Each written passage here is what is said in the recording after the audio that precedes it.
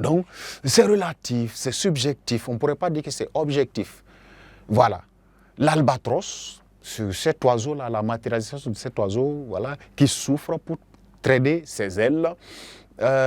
Pourtant, d'autres volent mieux, n'est-ce pas?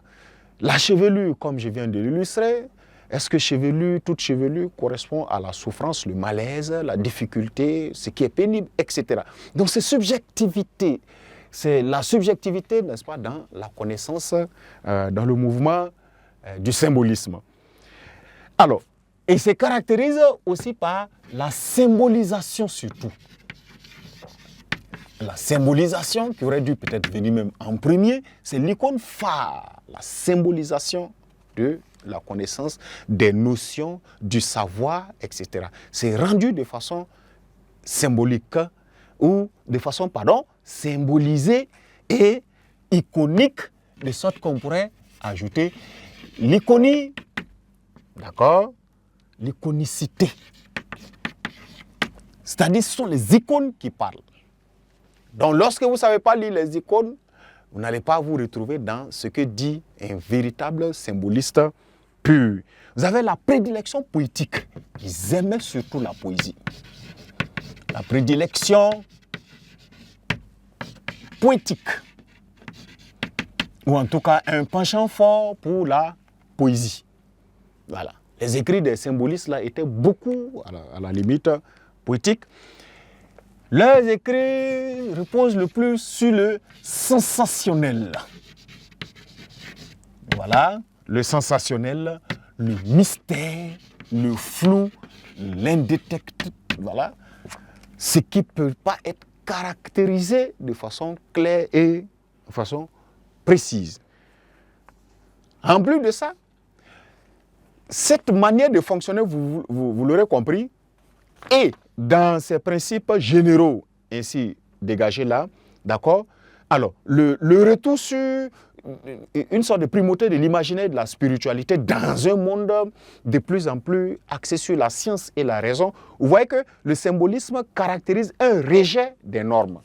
Voilà pourquoi, allez vous rendre compte que, c'est-à-dire le rejet des normes, voilà, on va le dire aussi de cette manière, les contraintes. Voilà. Donc, quelqu'un arrive. Donc, le rejet des normes, le rejet des contraintes, le refus de se soumettre, d'accord, la contestation de l'ordre établi va constituer aussi les caractéristiques du symbolisme. D'accord? Et ça, quand vous allez apprécier, vous vous rendez compte que, mais à partir du symbolisme, on peut remonter, peut-être à la limite, le 19e siècle garde une petite moitié à travers la création, l'imaginaire, un peu la liberté de dire comme on veut, peut-être pas toujours ce qu'on veut, mais dire ce qu'on a à dire là comme on veut, voilà, cela matérialisé. Mais pour le reste, le symbolisme s'oppose à presque tout ce qui... Si on va dans le classicisme, il n'aurait pas respecté les règles de 3 unités alors.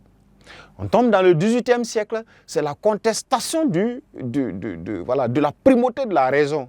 Voilà. La raison n'est peut-être pas pour elle, pour lui ce symbolisme-là, l'aune, voilà, la lumière à laquelle il faut peser, voilà, tout phénomène, tout fonctionnement d'une manière ou d'une autre.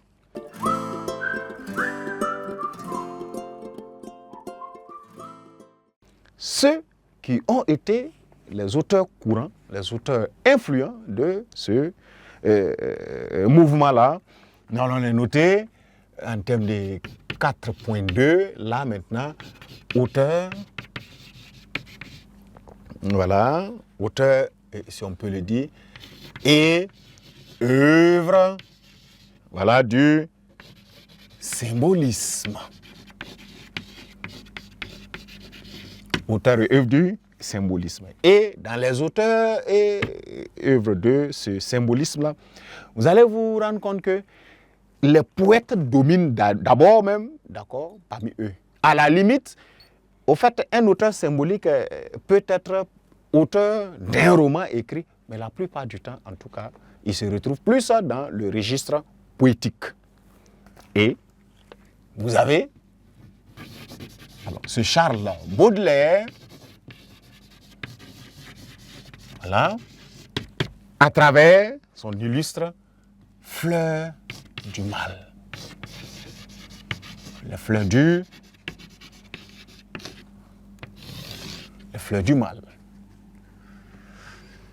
Ce n'est pas une œuvre poétique qu'on peut prendre pour lire. Naturellement, toute œuvre, tout recueil de poèmes, même est comme ça. On ne lit pas d'un trait, certes, on les lit par besoin, par occasion, ou en tout cas par différemment d'un roman qu'on lit en suivant une intrigue jusqu'à la fin, certes. Mais cet ouvrage même, il est fastidieux de le lire lorsqu'on ne peut pas entrer dans, lorsqu'on ne sait pas que Baudelaire fait partie des symbolistes. Voilà. Parce que sa manière d'écrire est très codée.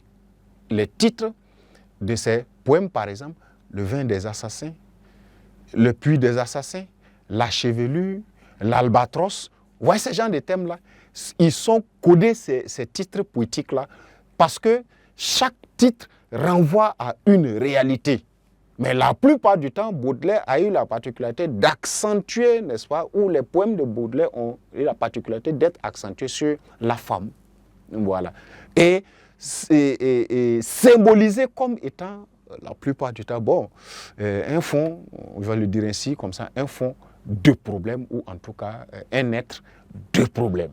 Voilà pourquoi il a des écrits poétiques d'une certaine codification de titres, qui en apparence passe voilà, un peu banal comme ça, mais attention, ce sont des poèmes, lorsque vous les lisez, vous vous rendez compte que tout va vers le mal à tout moment. Donc, en plus de Charles Baudelaire, vous avez un autre auteur que Paul Verlaine. Voilà. Paul Verlaine, voilà, qui a un ouvrage comme ça, un recueil dit Poèmes saturniens.